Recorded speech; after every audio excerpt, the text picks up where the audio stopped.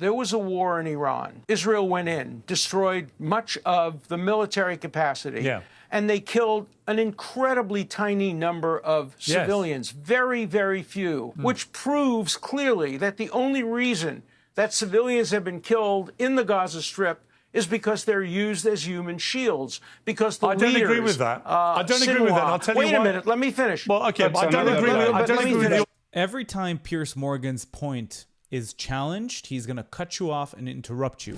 Hi guys, doing this is Sahar TV, and I have to tell you something. I'm sick and tired of Piers Morgan trying to parrot the propaganda released by Hamas. I'm not calling him an anti-Semite. I'm calling him a clout chaser. He's going to write on whatever topic is the most relevant. On this specific show, on the Piers Morgan Uncensored, he invited Alan Dershowitz, the author of the book The Case for Israel, and a pretty big lawyer. I've been following Alan Dershowitz for quite some time, and Alan Dershowitz was challenged with the question, why is Israel killing so many children? Let's see what he had to say. Israel's government is currently, with the way it's prosecuting this war in Gaza in the last few months, is very rapidly losing global support, even from key allies who do not think this is self-defense anymore. And they're joining the dots with what people like Smodrich are saying, and they fear there is a much bigger plan that is now unfurling, which is to get rid of all the Palestinians. And in relation to the number of children being killed, you know, obviously you don't believe every statistic that comes out of the Hamas-run health authority, although historically their numbers have later proven to be broadly accurate. That is a fact.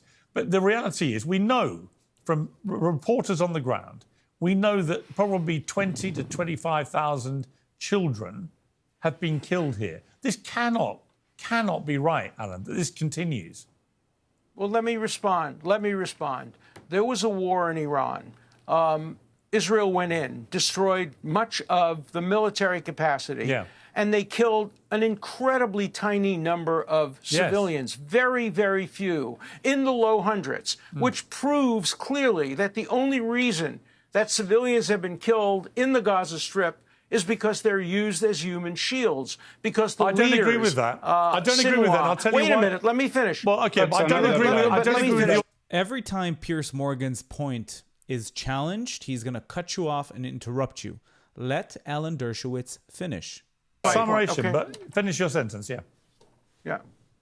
My point is, when Sinwar hid, where did he hide? He hid underneath the hospital with 9 of his people. Israel had to kill all of them, and yes, they killed 16 civilians. That's proportional. Let me tell you, if Hamas hadn't done October 7th, if they hadn't used human shields, if they didn't use hospitals, there wouldn't have been a single person, a single civilian killed. Israel prides itself on being able to... Yes, really.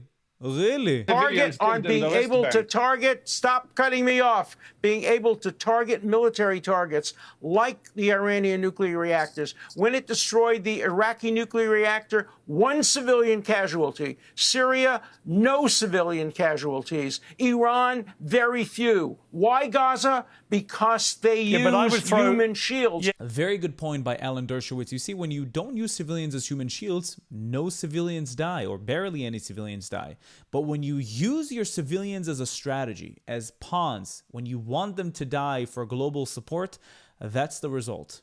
Because they hide their commanders among the children in order to induce Israel to kill children so that people like you can get on television and correctly point out that so many civilians have been killed. It's all the fault of Hamas. Here's the problem I have with that theory, which is this. I hear it a lot. But if you look at the way that Israel dealt with Hezbollah, for example, a very carefully planned and well-executed plan that targeted almost exclusively the Hezbollah terrorists, right? Again, very surgical, very targeted. They were condemned for that as well. They were condemned for that. I don't believe that the combined brain power of Mossad and the IDF could not have come up with a better way. Wait a minute. Hang on, let me finish. Mossad has no jurisdiction over Gaza. Let me just correct you. But the idea that Mossad doesn't belong in Gaza. But the idea that Mossad wouldn't have known stuff going on in Gaza is for the birds. And I just cannot understand why given the global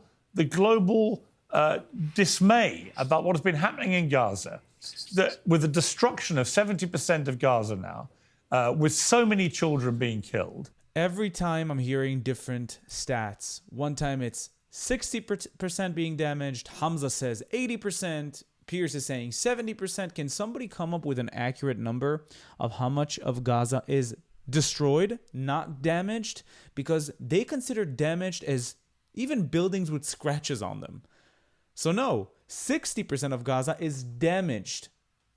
Damaged. How much is destroyed? A much lower number. Everybody accepts that Israel's trying to go after Hamas, but they also accept and understand, because it's clear that way too many children are being killed here, and that the end goal of getting the hostages released is not happening, right? That the language for Smodrich makes people think there's a different plan going on here. And so my question really is... He has no influence. There has to have been a better way than just levelling Gaza. I hate when they bring up Smotrich and Ben-Gvir. They have no influence in what's going on in Gaza. No influence. No influence. The war cabinet does, and the war cabinet needs to come up with a solution together, but every time they bring up Smotrich or singular people that want to go a different way from the government, that doesn't mean it's a government position. Gaza to the ground. And I think it's been driven by... I agree with you. Do you not think? No, I agree with you that there has to be a better way. And the better way would have been for Hamas to come out and fight in the open like brave people do all over the world. But instead, they hide behind children and babies. They use them as human shields. That is not true. I support what they do. It is not true. They have proven to be fighting only separately in open sources, open fields. And that's why Israel has to go in order to dismantle Hamas. Israel never benefits from killing a civilian. Why would any Israeli ever want to kill a civilian? So why does it keep doing it, Alan? They lose in your court of public opinion. Yes. They lose on your television show. Yes. If they kill a civilian, they don't want to kill civilians. Very good point by Alan Dershowitz. What do we gain from killing civilians? I'm truly trying to understand. And in nearly 2 years, 56,000 people died when half of them are Hamas. That's a stupidly low ratio. Stupidly low ratio. And just to remind you, Hamas has been revising the numbers of children from the ages of 18 to 17 because then they're going to be considered in the death toll of children. Don't believe the numbers you see of Hamas. By the way, if you've seen my previous video of Exposing Palestinian Propaganda Part 2, you can see a child walking with an AK-47. Is he going to be considered in the innocent civilian death toll? Probably. So don't believe all the stuff you see on the media. We are here to expose it, and Alan Dershowitz is an amazing person who wrote one of the books that I'm reading. It's called The Case for Israel. I really recommend reading it. And yeah. Thank you so much for watching this video. Don't forget to like, comment, and subscribe. If you want to join my Discord, it's going to be in the first link in the description. And if you want to become a YouTube member, you can do that as well by clicking on the join button below. Thank you so much, and I'll see you again in the next video. Bye-bye.